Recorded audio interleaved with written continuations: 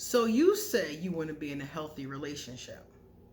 You want to fall in love. You want to be with somebody. You want that fairy tale that you've seen, or at least something close to it. You know, we all know that the fairy tale isn't real, but what can we realistically get, right? Well, this is my thing.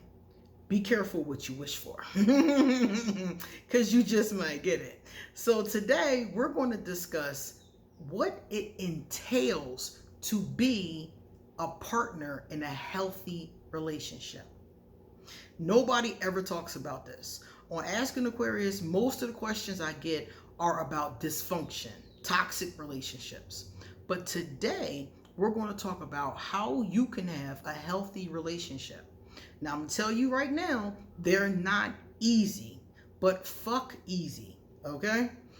Easy has no place here. It has no place. Nothing I ever accomplished was easy. So don't tell me, Queen, this isn't easy. I don't want to hear it. No, it's not easy, but it's doable, and it might even be worth it if you have the right person. So let me do the introduction. I'm Queen Onset Haru, and thank you for joining us for another wonderful edition of Ask an Aquarius. If you haven't already, please hit the red subscribe button and smack the bell. Also, if you like this video, please give it a thumbs up and pass it on to somebody else who might like it too. And don't forget to drop us a positive comment in the comment section and stick around to the end, because when I'm finished with this list, I'm going to read 2 positive comments from previous videos, and one of them might even be yours. I picked them at random. If you would like to get a reading done, please email me or hit me up on social media. If you would like to drop me a gift from Amazon, my Amazon wish list is underneath this video. If you would like to become a patron, my Patreon is popping. I'm getting ready to do a video right after this one for Patreon. So you're probably, if you're only watching Ask an Aquarius, you're doing great. You get to see me and I get to hear from you. But if you want a little bit more, my Patreon patrons get special videos just for them. All right, guys, let's talk about a healthy relationship, okay? All right, so number 1. I have a list here from Sara Kuburic. You know, the millennial therapist is my girl. And there's a list here of some of the things that a healthy relationship entails. Number 1, practicing vulnerability. Now, for a person like an Aquarius, or just a person who's not used to dealing with their feelings, sharing and expressing their feelings, this one could be a little bit difficult, because you do have to get vulnerable to really be in a healthy relationship. You have to be willing to let the other person in. And for a lot of people, this is a problem. A lot of couples break up actually because the other person didn't feel like the other would let them in. I've heard this same phrase over and over. She won't let me in. It means they have so much armor, so much, built up, a wall built around them, and they won't allow themselves to be vulnerable. And most of the time it's because of pain. They've learned from being vulnerable and somebody taking advantage of their vulnerability not to be vulnerable anymore. And that's not the right answer. The answer is to be careful and make sure it's a person you trust before you get vulnerable. Don't be vulnerable with everybody, be vulnerable with certain people only. Number 2, nurturing a genuine and honest connection with a partner. So to nurture a genuine and honest connection, that means that you have to be genuine and honest with each other. And so many people are trying to hide stuff. So many people are trying to be sneaky. Why are you being sneaky? Just be honest. So many people want to be in a relationship and still not be in a relationship. They want to be in it and have the perks to it, but they still want to play the field and do whatever they want, They want to be dishonest. They don't want to be genuine with their partner. They want to basically lie to them and string them along and get their partner to do whatever they want them to do while they go do them. Meanwhile, the partner can feel something is off with this connection, and they're never they're never quite at ease. They're either anxious or they're just not committing to the relationship because something feels off. So if you want that connection, you got to be genuine and you have to be honest. If you want to see other people, y'all need to talk about that. If you're not interested in monogamy, y'all need to talk about that. If you have problems with money, credit, buying stuff, y'all need to talk about that. Whatever your problems are that are going to be addressed in this relationship, you'd have to be honest about them and genuine about them. And that's where a lot of people fall short. Actively growing and healing separately and together. So you should be still doing your healing process. And if you don't have to heal from anything, you should be still going through your learning, your enlightenment process. And she said both, together and separately, which I definitely agree with. Because together, I think couples need to do things like this together. I don't think you should just have sex and just, watch TV. I think couples should do couples books. I think they should do couples retreats. I think that if you do these kind of things, these kind of like holistic things together, I think the relationship has a better chance at surviving. Going to workshops, doing books together, even if it's not a book about couples, y'all can both read the same book and then at the end of the chapter discuss what happened. Stuff like that. I think you have to engage the mind, the body, and the soul in the relationship. And so many couples just don't do that. Likewise, separately, you should be doing your own work on yourself, your own enlightenment, your own healing, whatever work you're doing, or you're, advancing your career, your education, whatever the case is, you both should be doing that separately and together. I definitely agree with that. Setting and keeping boundaries. If you have boundaries, a lot of people are really good at setting boundaries. They're good at saying, I don't like this, or I do like that, or I'm not comfortable with this, but they're not comfortable keeping the boundary. So they don't hold the boundary. So if you don't hold the boundary, the other person gets the impression the boundary really isn't that important because you're not even holding it. So you have to set boundaries in the relationship which you're both comfortable with, and hold that. Now, sometimes people change over time. Your boundary may change, but it shouldn't be a flip-flop where today this is my boundary, tomorrow I'm not enforcing it, today I'm back on it though. It shouldn't be that flip-flop. You're on it or you're not. Pick one. Like the people say, like my friends online, pick a struggle. Pick one. Either that's your boundary or it's not. You shouldn't flip-flop with your boundaries. Staying curious and open towards the other. You gotta stay curious about that person, open towards that person. And the curiosity, I think after a while, it's probably more in the beginning. Because I know for me, in the very beginning, I'm the most curious because I don't know anything about them. And the more I get to know the person, I think the less curious I am. And I think for me, that's a problem because I think that, like she says here, you should try to stay curious. And the open part is like the kiss of death. If you're not open, there's the vulnerability. If you're not open to your partner, the relationship dies a really slow death and you end up being like roommates because you're not open to each other. You're not listening to each other and vibing off each other. You're just taking up the same space. Having freedom of self-expression and exploration. The person that you're with should feel free. They shouldn't feel controlled.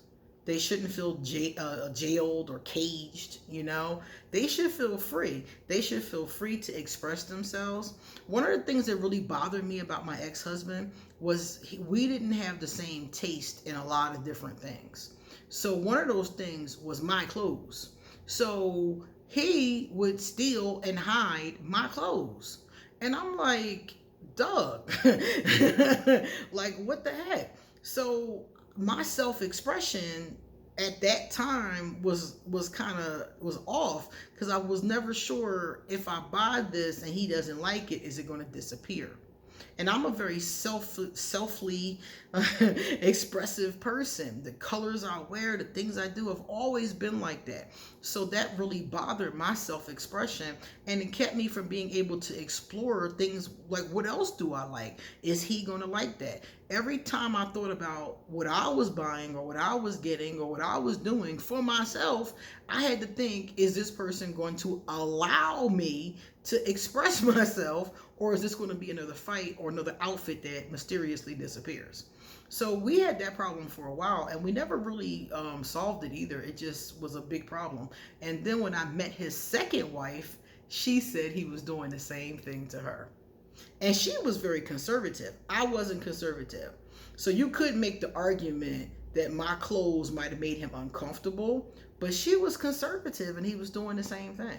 She said if something was ugly, if he said it was ugly, then he would hide it, or it would just mysteriously end up in the back of the closet somewhere. Like, are you serious? Why are you digging through your wife's closet? Whole trip. The next one says, taking responsibility for our words and actions. When you're in a healthy relationship, things are going to happen. You're going to say or do things that you probably should not say or do. And it could be on purpose, it could be an accident. But the bottom line is that when it happens, instead of blaming the other person, gaslighting the other person, we have to accept our responsibility, our accountability for what we did. And it's really easy in thought, but a lot of people get tripped up with that one. So just taking responsibility for your words and your actions. Yes, I did that. No, I shouldn't have. Yes, I said that. You are right. Just being open and honest with that person and taking accountability and responsibility. Actively choosing our partner on a daily basis. I think that this is beautiful. I like this a lot. I didn't even see this one. I like this a lot because I do feel like you are choosing that person over and over again. Because if you think about it, you're always going to see another man. You're always going to see another woman. There's always going to be somebody younger, prettier, more attractive, got more money, coming down the street. That's going to happen all the time. But if you can look at your partner and still choose them no matter what, then you have a winner. You have a real commitment from yourself. You have a real commitment going on. Because I know for me, a lot of times when I was younger, that was one of the problems. I was always looking for something better, someone better, somebody higher. Every person I got with, and this is another problem with settling, every person I got with wasn't exactly what I wanted. So I was always hoping, looking, wishing that somebody would come along that had what I wanted. So this is a really big problem when you're in a relationship because you're not choosing your partner over again. You're really just settling for them, and you never really want to settle for anything or anyone. Maintaining a meaningful relationship with ourselves. Self-care is really important, but self-care does not stop when you start seeing somebody seriously. I know a lot of people, including myself, who have been accused of getting so caught up in our partner that our friends are like, what happened to you? I ain't seen you in 6 months, And not only is nobody else seeing you, you're not seeing you. You're not showing up for yourself. All of your time is revolving around that person. So you're not really doing your self-care. And when you do it, it's rushed or it's an afterthought. So this one is really important because your relationship with yourself is going to help you have the relationship with the other person. You can't show up honest and genuine if you're not being honest and genuine with yourself.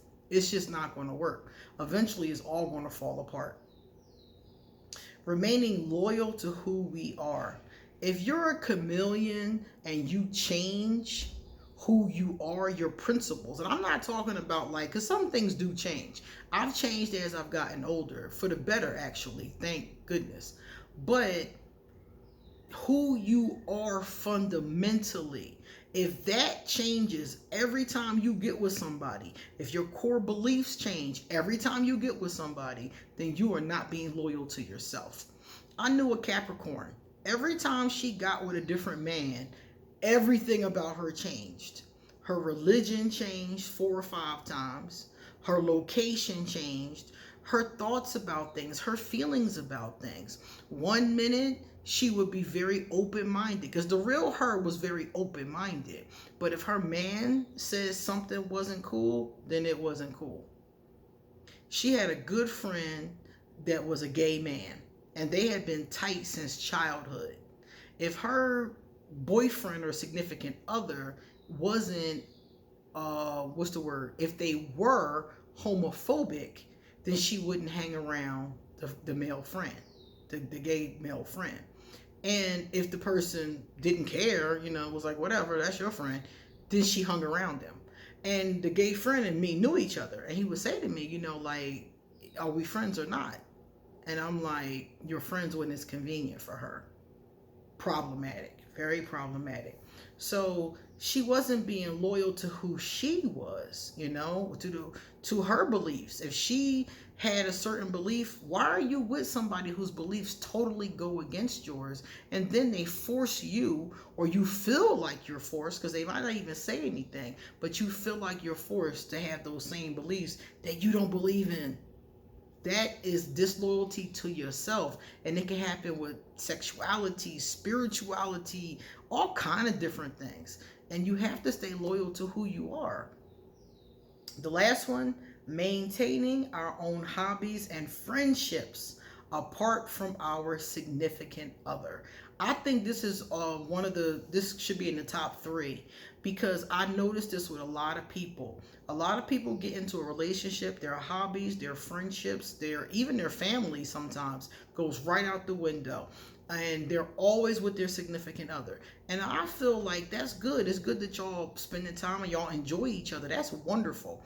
But to give up your hobbies and your friendships is a bad idea, because eventually the honeymoon phase ends in every relationship. Psychologists say it's somewhere between 18 and 24 months. The honeymoon phase ends at that point. So you're still with the person, you're probably still in love with the person, but that honeymoon phase of always wanting to be up under them is no longer there. It dissipates over time for a lot of people. Depends on who you are. For an Aquarius, sometimes it's the opposite. Sometimes after 2 years, we're just getting to the honeymoon period. But in general, that's what they say. So after that time period has ended, your friends and family haven't seen you for 2 years, and now all of a sudden you pop back up because now you bored with this person.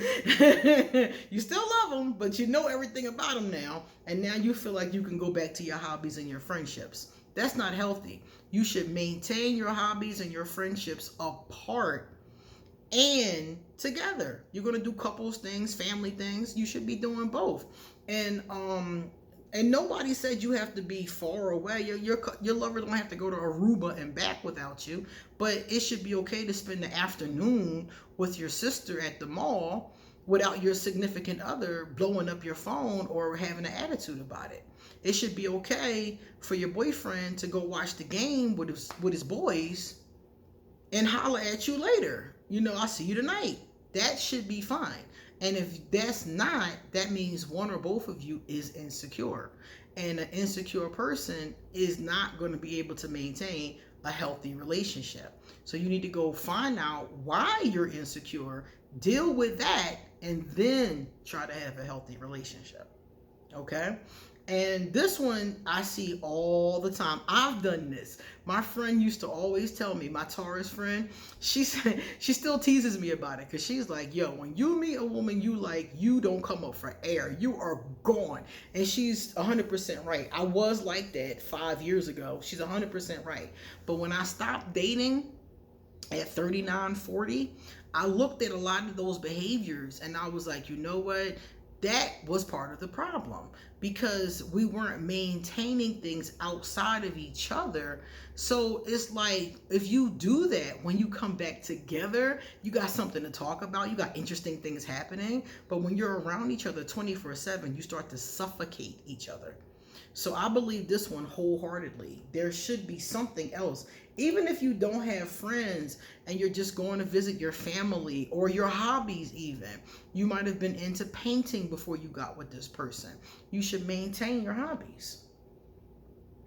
All right, let's listen to, we have some positive comments.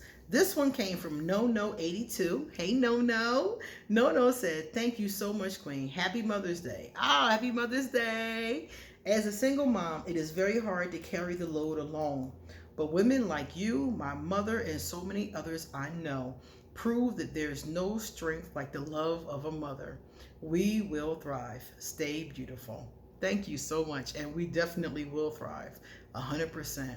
You know, it reminds me, when I see things like that, it really touches me, because I feel like